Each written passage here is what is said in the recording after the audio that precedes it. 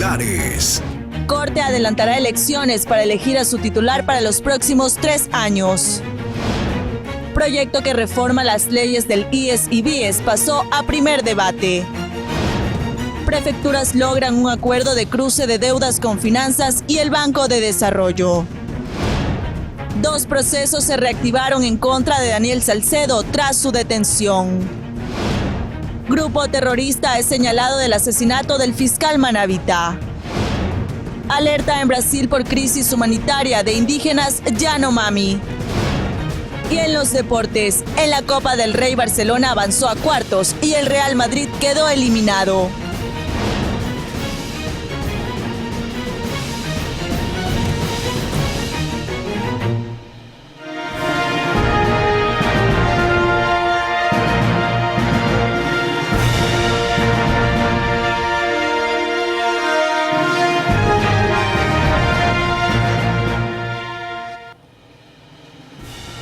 Saludos cordiales, televidentes de Oromar TV. Por unanimidad, el Pleno del Consejo de la Judicatura aprobó la moción para declarar la nulidad del concurso de renovación de jueces de la Corte Nacional de Justicia.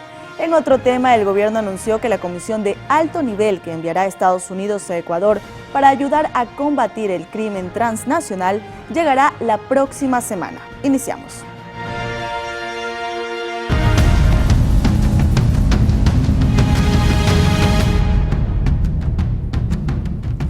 Con la deportación de Daniel Salcedo, 2 procesos judiciales se reactivaron en su contra. Antes fue sentenciado por varios casos de corrupción y salió libre por una polémica resolución de un juez de Paján. En la siguiente nota, más detalles sobre su amplio prontuariado. Daniel Salcedo, antes de ser relacionado por sus negocios de dudosa procedencia, era conocido en la zona de Alborada, en Guayaquil, por ser miembro de una iglesia evangélica que era pastoreada por sus padres. Fue líder de una banda de música cristiana que tenían unos sencillos y hacía presentaciones en distintos eventos. Ahora, con su extradición se reactivaron 2 procesos penales en su contra. El más reciente, por el caso Metástasis, en los chats con el fallecido narcotraficante Leandro Norero. La fiscalía lo identificó como alias Bellito y le acusó de ser el responsable de las estratagemas jurídicas para conseguir la libertad de Norero, sobornando a los operadores de justicia. También se lo acusa de gestionar contratos fraudulentos con empresas del Estado y de buscar mecanismos para lavar dinero de la red. Otro proceso abierto en contra de Salcedo es por delincuencia organizada. Según la Fiscalía, fue parte de una red de corrupción que se benefició de millonarios contratos con sobreprecio para la venta de insumos médicos al Hospital Teodoro Maldonado Carbo de Guayaquil. El prontuariado de Salcedo es amplio. El pasado 5 de enero, un tribunal de la Corte Nacional de Justicia lo condenó a 13 años de prisión por el delito de lavado de activos y ordenó el decomiso, disolución, liquidación de 6 empresas y el pago de $3.9 millones. Antes de 2021, fue sentenciado por peculado, fraude procesal e ingreso de artículos prohibidos a prisión en donde realizaba videos para difundir en redes sociales. Sin embargo, en diciembre de 2022, el juez Simón García de Paján le otorgó medidas cautelares, saliendo de prisión sin cumplir con los requisitos legales. Días después, el juez fue suspendido por el Consejo de la Judicatura. En Quito, Juan Correa Rodríguez, Noticias Oromar. Javier Jordán, otro de los procesados de la Fiscalía en el caso Metástasis, será buscado en 194 países y fue catalogado como peligroso en la alerta de Interpol. Este 18 de enero se informó que la Interpol aceptó el pedido de Ecuador para localizar y detener provisionalmente a Javier Jordán, uno de los procesados en el caso Metástasis, que investiga los vínculos de funcionarios de justicia con el crimen organizado. A inicios de este mes, la fiscal del Estado, Diana Salazar, vinculó a esta trama de corrupción a Daniel Salcedo, que fue expulsado de Panamá y ahora está detenido en la cárcel 4 de Quito, y a Javier Jordán Mendoza, quien se presenta como un empresario residente en Estados Unidos. Es así que, según la alerta de Interpol, que data del 11 de enero de 2024, Jordán es calificado como peligroso y propenso a la evasión. Recordemos que las autoridades ecuatorianas acusan a Jordán del presunto delito de delincuencia organizada Y el 8 de enero, el juez Felipe Córdoba aceptó el pedido de la Fiscalía para solicitar su ubicación a través de Interpol. La casa de la abogada de Colón Pico fue allanada esta madrugada. También la vivienda del fiscal Hugo P., pues se presume que ambos mantuvieron reuniones para intermediar en la entrega de una persona requerida por la justicia. La madrugada de este jueves, personal de la Fiscalía General del Estado y de la Policía Nacional allanaron las viviendas en Quito del fiscal Hugo P. y la abogada Blanca Che. Ambos forman parte de la investigación que se realiza por el presunto delito de tráfico de influencias. La Fiscalía informó que tanto el fiscal como la profesional del derecho habrían mantenido reuniones para intermediar en la entrega de una persona requerida por la justicia. Hasta el momento, se desconoce el caso al que estarían vinculados. Sin embargo, es sabido que Blanca Che trabaja en la defensa de Fabricio Colón Pico. Durante el operativo, la Fiscalía dispuso el levantamiento de equipos tecnológicos que serán analizados para determinar responsabilidades. Los indicios recolectados por personal de criminalística, entre los que se encuentran una computadora y 4 teléfonos celulares, serán ingresados en cadena de custodia. Tras el allanamiento, la Fiscalía explicó que tuvo conocimiento del presunto tráfico de influencias mediante un parte policial del 16 de enero de 2024. En Quito, Juan Correa Rodríguez, Noticias Oromar.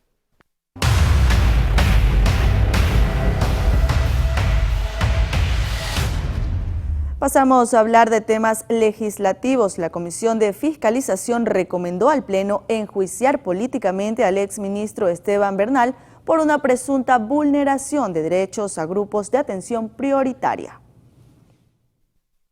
Por unanimidad, la Comisión de Fiscalización recomendó al Pleno de la Asamblea Nacional proceder con el juicio político contra el exministro de Inclusión Económica y Social, Esteban Bernal. El informe de la mencionada comisión determina la presunta vulneración de 2 derechos que constan en la Constitución respecto a la atención prioritaria y debido proceso. Esto por la exclusión y suspensión de bonos a grupos de atención prioritaria y en situación de vulnerabilidad. Según los integrantes de la comisión, Esteban Bernal no habría justificado sus actuaciones, sosteniendo que eran actos de simple administración y que, por tanto, no tenía la obligación de notificar la decisión de excluir a los beneficiarios de los bonos. Esta decisión había dejado desprotegidas a 34.000 familias. Como bancada Construye, esperamos que los documentos lleguen al Pleno. Procederemos a revisarlos, a analizar y según eso haremos nuestro pronunciamiento. La mesa legislativa aseguró que la solicitud de juicio político en contra del exfuncionario público cumple con todos los requisitos legales. Esteban Bernal, de su parte, sostuvo en su red social X que el enjuiciamiento sería por cumplir la ley literalmente y aseguró que la comisión se convirtió en árbitro y jugador al mismo tiempo, sin imparcialidad, solo brotando odio y resentimiento. En Quito, Juan Correa Rodríguez, Noticias Oromar. La Unidad Técnica Legislativa no recomienda que se califique el proyecto de ley para la recuperación de activos de origen ilícito y transparencia en contratación pública. Así lo confirmó la asambleísta e integrante del CAL, Esther Cuesta. La cuarta, la última tampoco debió calificarse porque no hay unidad de la materia y eso debe respetar esta Asamblea Nacional. Es decir, hoy día, bueno, no es un informe vinculante, pero podría dar paso a que se quede en el CAL. Bueno, yo espero que no lo califiquemos. Realmente hemos sido demasiado condescendientes, así como cuando un profesor le quiere pasar de año a un estudiante que no estudia, que no hace la tarea, no hay unidad en la materia, no justifica los motivos de la ley. Primero dice que es para aumentar el IVA, para contrarrestar, enfrentar el conflicto armado interno, ahora dice que es para pagar sueldos, para pagar las deudas que tienes con los GAT, para el déficit fiscal, que se ponga de acuerdo. La Asamblea Nacional inició este jueves el primer debate de la ley reformatoria al Seguro Social. Existen 2 planteamientos que generaron polémica.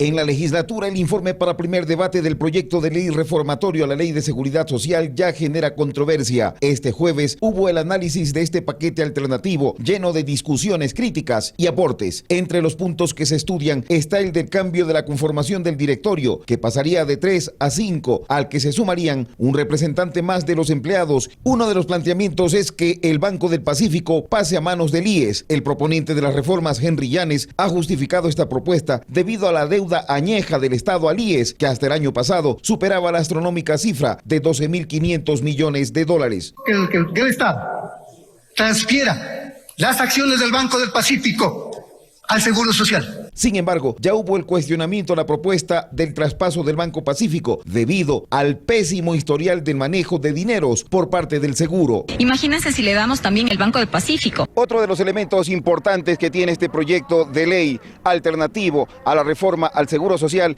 es que el BIES deje de ser banca de segundo piso para convertirse en banca de primer piso y así competir en el sistema financiero nacional. Entre los jubilados que se mantienen atentos al debate, el planteamiento de que el BIES pase a ser banca de primer piso lo recibieron con beneplácito. Y ahí es donde que va a haber bastante dinero para que puedan pagarnos, aumentarnos las jubilaciones que no lo han hecho en este año. El banco del BIES es trascendental por los recursos que maneja, por los recursos ingentes que maneja. Se adelantó que esta ley será aprobada en menos de 2 meses, ya que se la ha considerado por parte de los asambleístas como prioritaria. Y en otro tema, el Consejo de la Judicatura prepara un informe sobre la responsabilidad en el archivo definitivo del caso Druff debido a la demora en la convocatoria a la audiencia. En un plazo de 15 días deberá estar listo el informe de la Judicatura en el marco de la posible negligencia de la Corte Nacional de Justicia, por la que se archivó de manera definitiva el proceso por peculado en la compra de los helicópteros Druff, aeronaves que fueron adquiridas en el gobierno del expresidente Rafael Correa. En octubre de 2023 se ratificó de forma definitiva el sobreseimiento de los 18 señalados, entre los que constan los exministros de Defensa Wellington Sandoval y Javier Ponce, así como altos oficiales de la Fuerza Aérea. La Judicatura investiga la razón por la que el tribunal se demoró 85 días en convocar a la audiencia, cuando el plazo mínimo contemplado en la ley es de 60 días. En una sesión del Pleno de la Judicatura se conocieron los avances en la indagación. La ponente del caso fue Mercedes Caicedo, pero ella habría salido de vacaciones y la causa no se habría puesto en conocimiento de ningún juez. Sin embargo, la jueza Caicedo deslindó responsabilidades, al igual que los jueces Marco Rodríguez y Byron Guillén, quienes aclararon que tuvieron la causa por un día. En este contexto, la Judicatura también investiga la posible responsabilidad de funcionarios administrativos, coordinadores y personal de talento humano de la Corte Nacional de Justicia. Las posibles sanciones serán analizadas por la Judicatura, que con el informe final tomará una resolución. Tania Loor, Noticias Oromar.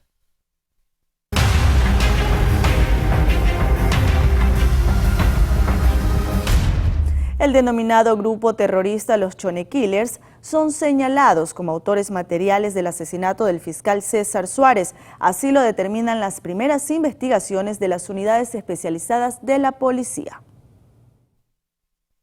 La policía siguió la línea de tiempo minutos antes del crimen del fiscal. El funcionario había salido de su oficina en la PJ rumbo a su casa, a la que llegó en apenas 5 minutos. Luego quiso trasladarse por la avenida del Bombero, lugar donde fue interceptado y asesinado. Y a las 3:33 de su vehículo es interceptado por otro vehículo, una tipo camioneta y otro tipo vehículo marca Changán. Este vehículo estaba siendo circulado con un conductor que vestía una chompa color verde, similares a los que utilizan los del ATM. Y es que al parecer los sicarios usaron esa prenda para despistar al momento de huir, pero por más que escaparon, el seguimiento técnico hecho a través del sistema de videovigilancia permitió encontrarlos con un arma tipo fusil, 2 pistolas que se presume habrían sido utilizadas en el homicidio y con la famosa chompa de la ATM, la que usaron sin pertenecer ninguno de ellos a dicha institución. Hasta la fecha tenemos 2 personas detenidas, tenemos uno que es el conductor del taxi, otro que es el presunto sicario, este momento se está haciendo el cotejamiento de los indicios balísticos encontrados en la escena para poder tener la certeza de que esas dos armas, tanto el arma larga como el arma corta, fueron utilizados en el asesinato del fiscal. Las investigaciones continúan, aunque se recalcó que las acciones de control efectuadas en la cárcel regional no guardan relación con la investigación del sicariato del fiscal. Cristian Arias, Noticias Oromar. Y el cuerpo del fiscal César Suárez se encuentra en su natal Paján, cantón del sur de la provincia de Manabí. Sus familiares y amigos lo recuerdan con mucho cariño. Comenzó en Guayaquil, era asistente fiscal. De ahí ya pasó a fiscal, estuvo en Guayaquil, estuvo en Jipijapa, en Manta también estuvo, aquí en Paján estuvo encargado también y de otras veces pasó a Guayaquil. Sí, muy dolido para toda la familia y los amigos y conocidos. Él lo conocí como un pana, un buen amigo, un trabajador, no era todavía abogado, pero después ya se ingresó a abogado y ahí ya lo conocimos. Él me conocía por mi nombre, Marquito Barcia. Ya pues era mi recontra pana, le iba a ver Copa de Oro a Montecristi, el Bajo La Palma. Por ahí.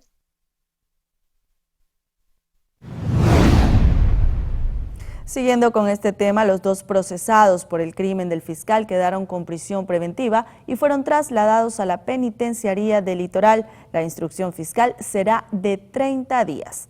Así continuamos con más información porque mientras tanto la Dirección General del Consejo de la Judicatura dispuso que desde este jueves 18 de enero todos los funcionarios del personal administrativo y jurisdiccional de la provincia del Guayas se acojan a la modalidad de teletrabajo. Esto con el objetivo de precautelar la integridad y seguridad de los servidores judiciales. Sin embargo, la Fiscalía señaló que se priorizarán las audiencias telemáticas, ya que existen oficinas que no pueden acogerse a la virtualidad, como las unidades de flagrancia.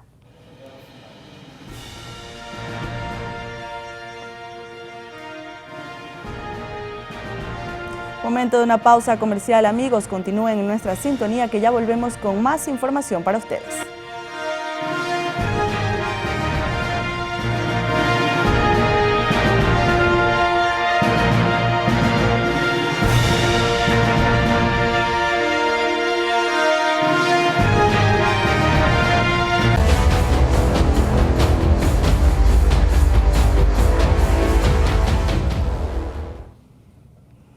Estamos de vuelta para informarles que se realizó la firma del compromiso mediante el cual el Ministerio de Economía y Finanzas se compromete a resolver parte de la deuda que tiene el Gobierno Nacional con las prefecturas del país.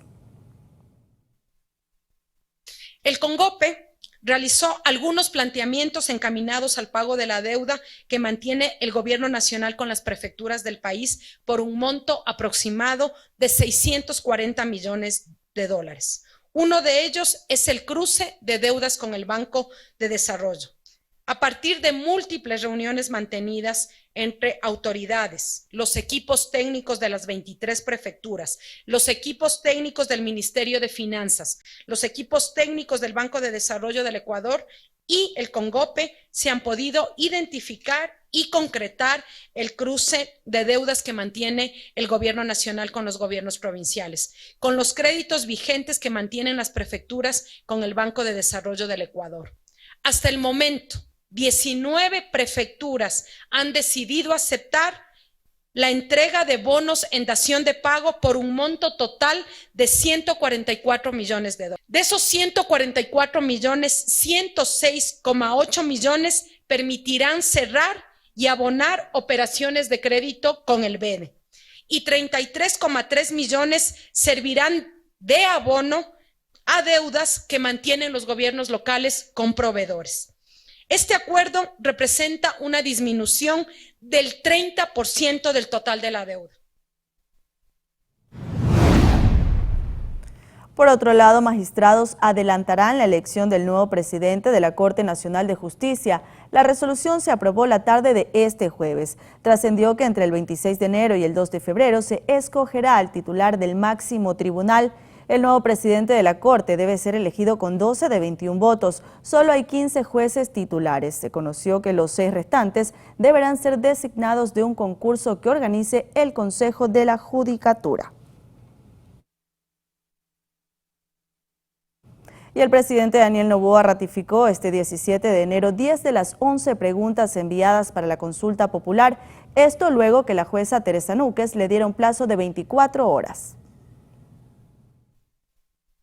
La pregunta 11 sobre la vuelta de los casinos al país fue reiterada del primer paquete enviado por parte del presidente Daniel Noboa para la realización de la consulta popular, esto luego del plazo de 24 horas que le dio la jueza Teresa Núquez. No obstante, los actores y expertos políticos insisten en lo siguiente: dar recomendaciones cuando en aproximadamente 2 años y medio no hicieron nada. Esto es obviamente un reflejo de los últimos años, no es una situación que se da por la última semana o por los últimos meses. Para Andrés Martínez señaló que las 9 preguntas restantes presentadas por el mandatario, a su criterio, tienen mayor relevancia que las rectificadas inicialmente. De preguntas de la misma manera que las primeras fueron altamente criticadas, creo que estas en cambio recogen ya un poco más el sentimiento y un poco la realidad país. Uno, desde la perspectiva de seguridad, tenemos a grandes cabecillas de las principales bandas que en este momento han escapado. Dicho sea de paso, si esta posibilidad se hubiese abierto previamente de la extradición, de pronto otra historia estaríamos narrando. Al igual que Martínez, pero Bermeo, abogado penalista, agregó que es necesario invertir $60 millones en leyes que pueden ser tramitadas desde el legislativo, y más cuando se necesita más de $1.020 millones al año para hacerle frente al terrorismo, como lo indicó el ministro de Economía, Juan Carlos Vega. Una reforma legislativa a ciertos cuerpos normativos,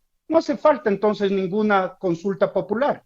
Y es más, creería que sería totalmente innecesario que en estos momentos que estamos atravesando se gasten $60 millones en una consulta popular que parecería que se quiere hacer una consulta sobre la popularidad del presidente. Mientras que para Christopher Gallego, experto en seguridad, ciertas preguntas del primer paquete enviado por el presidente Daniel Noboa son necesarias, no obstante, algunas requieren otro enfoque. Meto al sistema financiero nacional con propósito de blanquearlos, necesito justificar el delito precedente, es decir, que esa plata que se bancarizó, que se intentó blanquear en el sistema financiero nacional, proviene de una actividad ilícita como el narcotráfico. Finalmente, luego de rectificar las 10 de las 11 preguntas enviadas para la consulta popular, el presidente Daniel Noboa vuelve a rectificar su intención de incluir este cuestionario en la consulta popular. El Frente Unitario de Trabajadores de Pichincha mostró una vez más su rechazo al incremento del IVA propuesto por el gobierno. La organización acusa al presidente de aprovecharse de la crisis que atraviesa el país. Además, manifestaron que el Estado y la Asamblea se valieron de esta situación para perdonar la multa a grandes empresarios y deudores del SRI. Escuchemos lo que dijo Clever Hidalgo, dirigente de la UNE. Esta mañana se ha anunciado que en la Asamblea Nacional Legislativa, con la misma componente entre el gobierno, igual y los partidos que están en la Asamblea Nacional Legislativa, existe un consenso para aplicar de igual manera mayor cantidad de beneficios para los empresarios y incrementar incluso los años de jubilación hacia los trabajadores y también los aportes. Y le decimos que alternativas sí existen. Son alrededor de 7.000 millones de evasión, igual de los grandes empresarios. Solo si se cobra el 10%, ahí tenemos $700 millones. Asimismo, estamos planteando igual que se retome el 5% al impuesto a la salida de divisas, que correspondería a alrededor de unos $400 millones adicionales. De la misma manera, que se aplique a las ganancias extraordinarias de las grandes empresas de este país, igual generaría alrededor de $300 millones. En otro tema, la Secretaría de Educación Superior, Ciencia, Tecnología e Innovación, CENESID, informó que desde este viernes 19 de enero se retoma la presencialidad en jornadas matutinas, vespertinas e intensivas para los institutos y conservatorios superiores públicos en todo el territorio nacional. En dicho comunicado también se dispuso que las clases de la jornada nocturna se mantengan de manera virtual.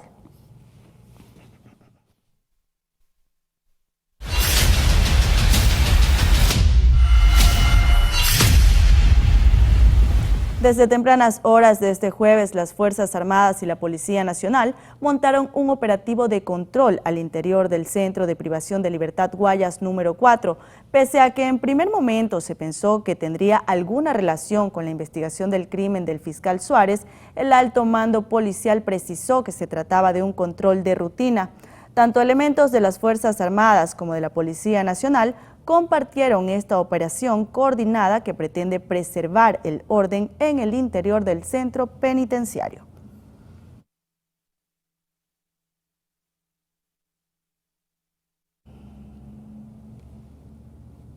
Y el día de hoy también se llevaron a cabo operativos de registro y control en otras 2 cárceles del país. En Quito, en el centro penitenciario del Inca, un fuerte contingente conformado por agentes de la policía y canes especializados incautaron 80 terminales móviles, 36 armas blancas y sustancias sujetas a fiscalización. A su vez, en Archidona, las Fuerzas Armadas realizaron una nueva inspección al Centro de Privación de Libertad Napo número 1, donde se obtuvo como siguientes resultados: 13 celulares, 2 cargadores de pistolas 9 milímetros y 2 paquetes presuntamente de sustancias catalogadas sujetas a fiscalización.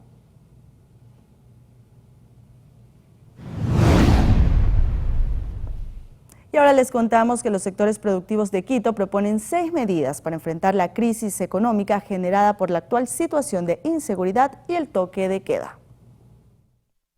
Una flexibilización del estado de excepción que rige desde el 8 de enero y establecer un sistema de semaforización y focalización para cada cantón de la provincia de Pichincha es lo que solicitan 14 representantes de organizaciones empresariales y productivas que se reunieron el 17 de enero con el concejal de Quito y presidente de la Comisión de Desarrollo Económico del municipio, Wilson Merino. El objetivo es que se haga una evaluación y análisis de la realidad local para que se reduzcan o se mantengan las restricciones del estado de excepción, que según el decreto ejecutivo 110, durará hasta el 8 de marzo de 2024. En la reunión se acordaron 5 acciones que ya deberían ponerse en práctica, entre las que constan: desarrollo de una campaña de comunicación para recuperar la confianza de los quiteños, fomentar el turismo y el consumo de productos locales, aprobación de las ordenanzas metropolitanas de fomento del empleo, de la llamada marca ciudad y fomento del consumo local, además de una reforma a la ordenanza de zonas especiales turísticas, capacitación a negocios medianos y pequeños en el uso de herramientas digitales, aplicar el programa Reemprende Quito para capacitación, digitalización y financiamiento,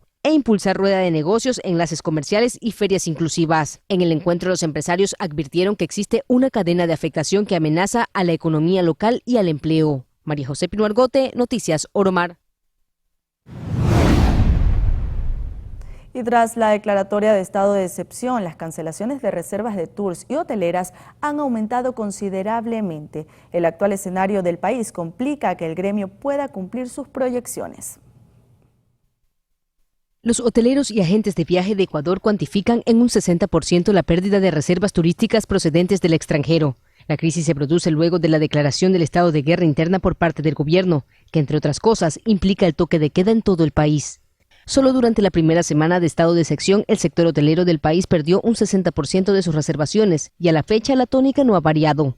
Los agentes de viaje, por su parte, confirman que las cancelaciones de viajes son numerosas, pero en sentido contrario, hablan de un aumento de la demanda de viajes por parte de los ecuatorianos que buscan cómo dejar el país. Según miembros de este sector, la afectación en el turismo es en todas las vías.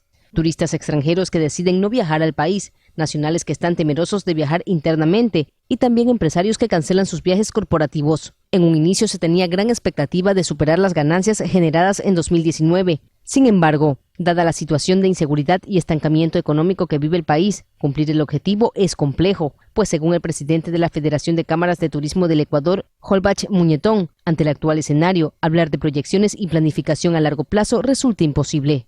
María José Pino Argote, Noticias Oromar. Y el gobernador del Guayas, Alberto Molina, sostuvo una reunión de trabajo con el alcalde de San Borondón, Juan José Yunes, sobre la problemática de la seguridad en ese cantón y la provincia del Guayas.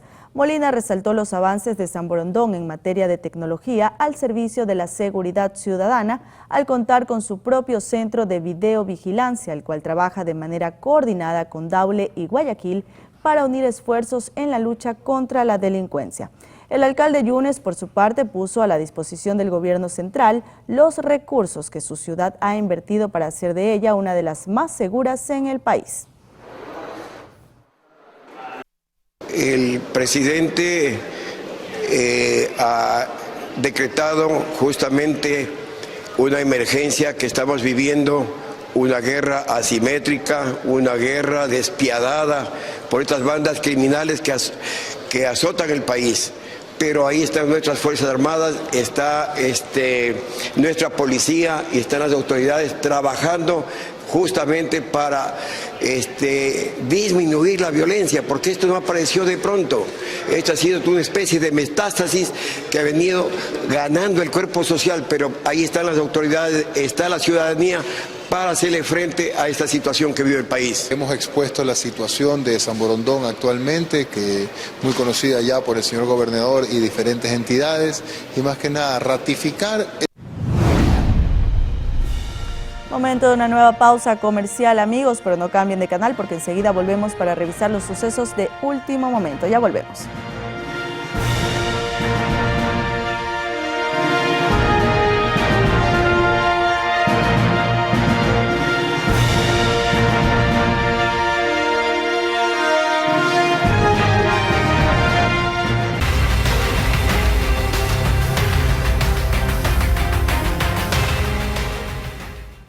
(21:36). Un joven fue asesinado a bala en la parroquia Pascuales, al norte de Guayaquil. Según sus vecinos, se trataba de una persona caritativa y solidaria. Fue en Pascuales, en la cooperativa 28 de agosto, aproximadamente a las 2:30 de la noche, cuando un joven conocido como Toñito fue acribillado por sicarios que se movilizaban en moto. La víctima se encontraba sentado afuera de su casa cuando recibió el ataque. Cuando estábamos durmiendo, cuando nos levantamos, ya pasó la balacera esa. Cuando vimos que la gente corría, estaba muerto el hombre. Ve aquí el barrio, pero es un hombre, un muchacho tranquilo. Él ayuda aquí a la gente del barrio, no es un hombre tranquilo, nada, ningún problema, bien amable y todo, pero me quedó admirado que la noche de mañana vienen y los matan al pelado ahí. Según testigos, se habrían escuchado alrededor de 6 detonaciones. Luego los victimarios huyeron velozmente en la moto. El fallecido tendría entre 28 y 30 años de edad. Sepa el barrio que anda en tonteras, nada, todo, pero aquí todo está bien. Todo. Tenían un buen concepto de él. Claro, un buen concepto de él, todo bien, amable, te ayudado aquí, hacía fiestita aquí para los pobres, para el día de las madres, las veteranas, la madre Semo, tenía que, le regalaba regalos, todas esas cosas. A Toñito todos lo recordarán por sus iniciativas solidarias, un día de la madre, en Navidad o cada vez que un vecino necesitaba ayuda. Por eso no se explican quién habría querido acabar con su vida. Cristian Arias, Noticias Oromar. Jorge Fernando Viteri González, secretario de la Función Judicial, falleció la tarde de este jueves 18 de enero de 2024. La policía indicó que el hombre de 41 años se habría suicidado al lanzarse del 8º piso de un edificio ubicado en el sector El Bosque, al norte de Quito. Al lugar del suceso acudieron efectivos de la Policía Nacional, del Cuerpo de Bomberos y agentes metropolitanos de tránsito. Según familiares, el ahora fallecido sufría de depresión.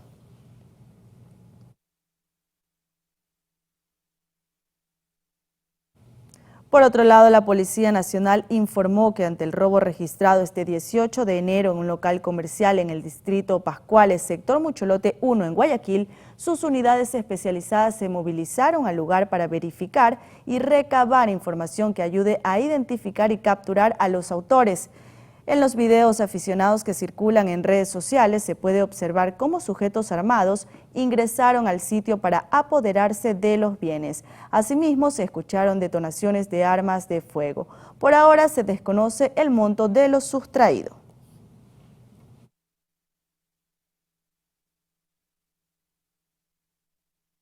Un local de venta de celulares fue blanco de la delincuencia en Cuenca. El perjuicio supera los $15.000 según el propietario del establecimiento. Un local comercial que lleva 3 meses en el sector.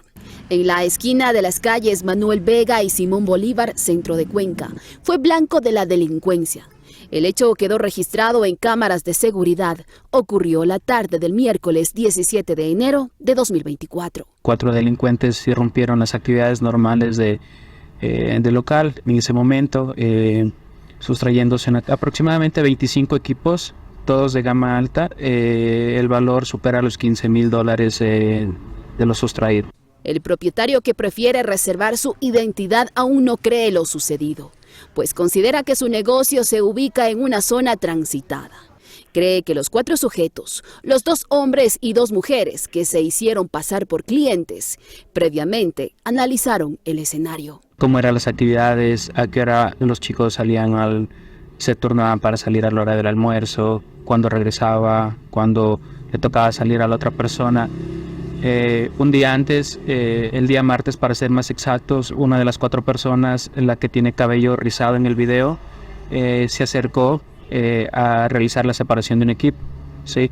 Como política de la empresa, para seguridad del cliente y para seguridad nuestra, siempre damos un comprobante por la reserva, independientemente cuál sea el valor, pero me comentan que no ha querido dar la información. El perjudicado presume que se trata de una organización delictiva que opera en la urbe. Se ve que se turna, se ve que se hablan, que hacen señales visuales para saber en qué momento realizar cada acto. En las grabaciones a la interna pudimos deducir que los 2 hombres, cada uno lleva un auricular en cada una de las orejas. Creemos o asumimos que alguna persona estuvo en la parte externa avisándoles en qué momento salir, porque si ustedes pueden ver las grabaciones, salen sin ningún problema, como no haber cometido ningún acto ilícito. No tienen temor a que uno pueda difundir las imágenes. Vinieron con un arma. Junto a su familia y trabajadores, no se da por vencido frente a la delincuencia que azota al Ecuador.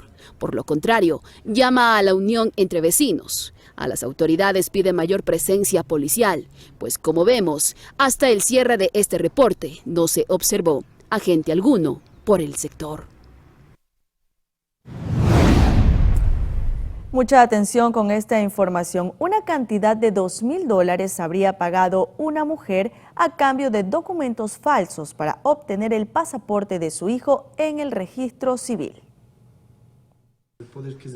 Es el primer caso en lo que va de este 2024, que una persona intenta obtener el pasaporte con documentos falsos. Para la obtención de pasaporte de un menor de edad. Estaba ahí la madre del menor con el poder, como una supuesta autorización del padre, que este poder es del Consulado General de Ecuador en otro país, en el cual se pudo verificar tanto los pines, los sellos de seguridad, las firmas y todo, y corroboramos también con la colaboración de Ingrid Ordóñez de Ministerio de Relaciones Exteriores en Azogues, de los cuales ellos pudieron verificar y efectivamente no cumplía con las condiciones y era un poder falso. El hecho se dio el pasado 17 de enero en la agencia San Blas en Cuenca, tras alerta de un funcionario del registro civil. Una mujer fue detenida, de quien se presume pagó $2,000 por la cantidad de documentos no lícitos. A lo que nosotros queremos llegar es realmente a la persona quien realiza esta actividad con este poder para poder presentar acá, porque la tecnología de la época, la administración electrónica actual y lo que se puede lograr hacer no solo en documentos como tal, sino en muchas situaciones puntuales de imitación, está avanzadísima, ¿no? Entonces ahora hay que tener mucho más cuidado. Es así que la entidad, asegura a su titular José Pesantes, capacita a su personal. Nuestros funcionarios están capacitados tanto por la parte jurídica como de algunas personas del Ministerio de Relaciones Exteriores y las notarías en el extranjero.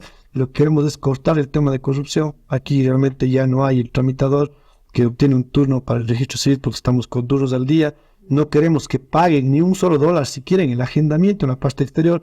Como registro, el año pasado, 8 ciudadanos fueron detenidos por el presunto delito de falsificación de documentos para uso público, aprovechándose de la necesidad de la gente, que quizá entre ellos hay quienes desconocen el sistema.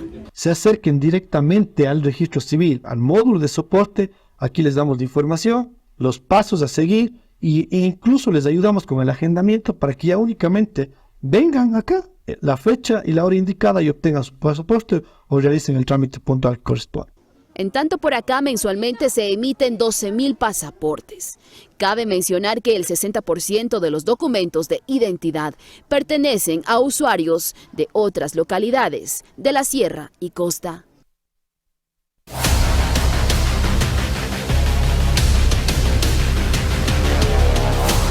En otras noticias, se cumplió la reconstrucción de los hechos en el caso de la anciana que murió atropellada por un prestigioso médico en la ciudad de Guayaquil. La hora fijada para la diligencia fue las 3 de la tarde, allí en el mismo lugar donde Josefa Chan dio sus últimos suspiros de vida. Reconstruir la escena fue doloroso para sus hijos, pero necesario para defender la verdad. Hemos visto que en la versión del doctor, él toma muy conscientemente la salida de Nicasio Safadi a Plaza Dañín, pero en la realidad no puso las direccionales de que se abrió por la mitad del parterre antes de cruzar, es decir, no se sabía si iba para la izquierda, para la derecha. Cuando salió aceleró, un carro con motor 3.6, tiene el triple del motor que tiene cualquier ciudadano normal. En el acto también participó el procesado doctor Roberto Falqués Mata, quien desde su punto de vista trató de explicar lo sucedido. Luego la abogada defensora de la familia Alvarado Chan ejerció la contradicción, exponiendo cómo sucedió según sus pruebas. Por el lado de los familiares hay un malestar por el peritaje anterior, por eso este nuevo peritaje, pues tengo entendido, lo solicitó la fiscal. Estaba tirada así la señora, la mano estirada ahí en la flecha, es como que estaba así. En eso él bajó, abrió la puerta, digo así, no ha pasado nada, pero fue. Él vio lo que él hizo, él vio el impacto de la señora Josefa y él fue incapaz de coger y brindarle su ayuda. Se bajó del carro, están los videos, están las personas de los moradores que vimos y presenciamos ese momento. Él se bajó del carro, vio a la señora, se subió a su carro y aceleró y se fue, como que no pasó nada. De lo que yo tengo entendido, siempre el conductor es el responsable de lo que le ocurra a todo su alrededor y a los peatones. ¿Cómo es posible que una abuelita que está cruzando la calle, que miró antes de cruzar, ¿verdad?, le estén echando la culpa? La diligencia se cumplió porque ya un peritaje inicial fue rechazado por la familia, pues consideran que no se tomó en cuenta la velocidad que impuso el conductor, factor determinante para que el impacto del pesado jeep destrozara el débil cuerpo de la abuelita de 80 años. Hay un video entre las pruebas. La última palabra la tendrá el juez. Cristian Arias, Noticias Oromar. Y con los deportes llegamos a la parte final. Gracias por acompañarnos en estos 60 minutos de información. Buenas noches.